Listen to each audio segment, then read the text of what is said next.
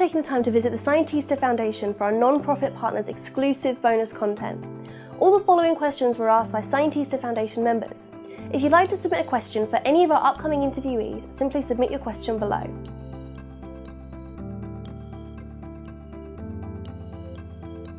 Why did I decide to study infectious diseases? Whose dumb idea was that?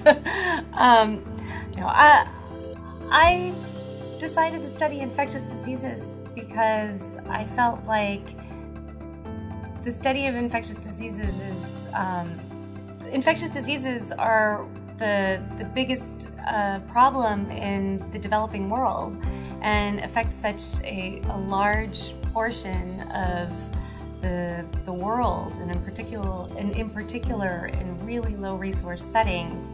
And so I felt that focusing on infectious diseases would allow me to have the maximum impact on the maximum number of people.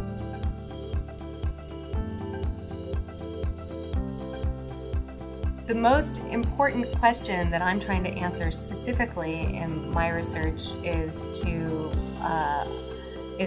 understand how transmissible monkeypox really is. So one of the things that we worry about with infectious diseases like monkeypox is how easily are they able to transmit from person to person. And once we understand how transmissible a disease is and the routes through which it's transmitted and the behaviors that enable that kind of transmission, we're able to do something about it.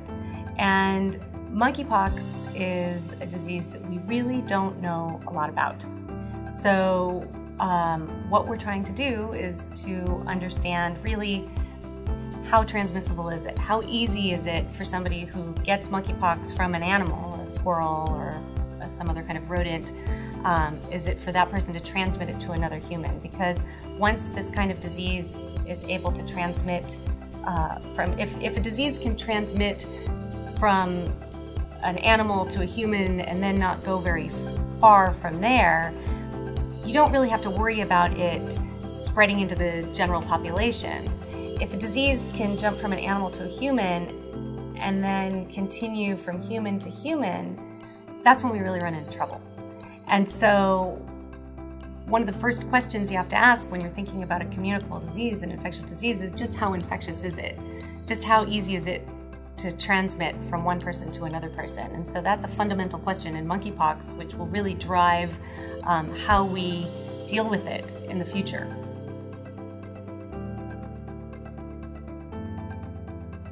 I think that the advice that I would have for a college student who's interested in pursuing a PhD is to get involved in research, to volunteer on research projects, to get your hands dirty and to get experience. There are so many different, even in epidemiology, just in epidemiology in and of itself, there are many different things that you could do. And until you actually get your hands dirty and you get into a subject and you understand what research entails, you don't know if you like it or not, or if you're good at it. And I think a lot of people think that science, people have preconceived notions of science. So they may think that science is just being in a white coat in a lab and pipetting and doing that kind of work.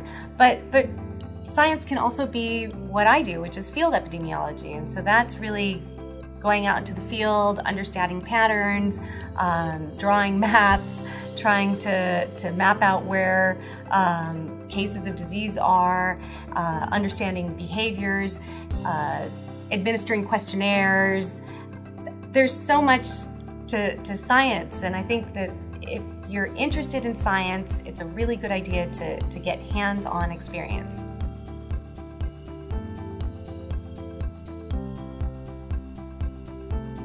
Maybe what I wish that somebody had told me before I started that it's okay to fail. You have to take risks.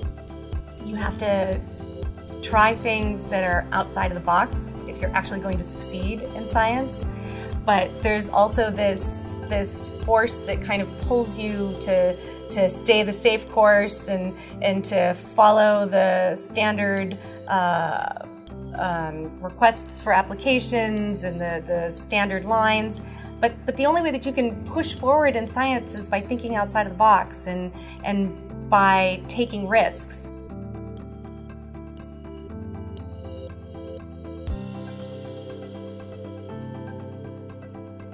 You as students can be advocates for science and communicate the importance of science is by doing science and by getting involved in research programs, by volunteering to work with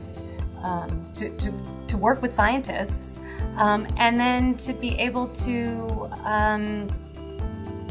share your experiences with other people. I think that the best way to communicate science is just by talking about it with people. And the best way to become more literate in science is to read and to listen to the news and to be as open and curious as possible. You know, it's one thing just to listen to the news, but there's so many different places that you can get information about science, and not just to understand, just to look at what is just maybe on the front pages of the news, but to look further. And the more literate that you become about the kind of science that you're interested in, the more capable you are of talking about it and sharing what's interesting to you about it and sharing your experiences. And I think that truly is the best way to do it.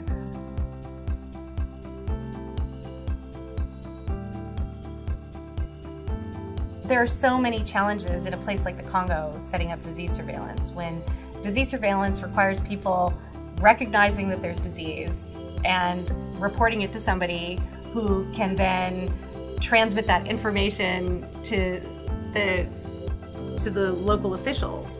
And so one of our biggest problems in terms of designing sustainable surveillance programs is just getting disease surveillance data. And when you're working in places where there's no infrastructure and people don't necessarily go to a regular health center for care, because the health center doesn't have anything in it, they may be going to traditional healers, or they're probably more likely to go to traditional healers than they are to go to a hospital or to a health center that doesn't have anything in it or any ability to provide them with anything. So to develop a sustainable disease surveillance system, you have to be able to develop something that's going to be able to capture information in a way that takes into account the local reality on the ground, the true reality on the ground. And in a place like Congo, there are a lot of things that stand in the way of being able to report disease. And so you have to really understand those things to be able to find a way to get around them.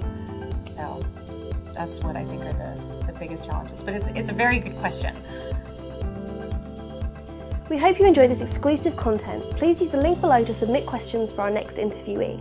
And if you like what you see, share the interview with your friends and colleagues. Don't forget to use the hashtag #WomenInScience.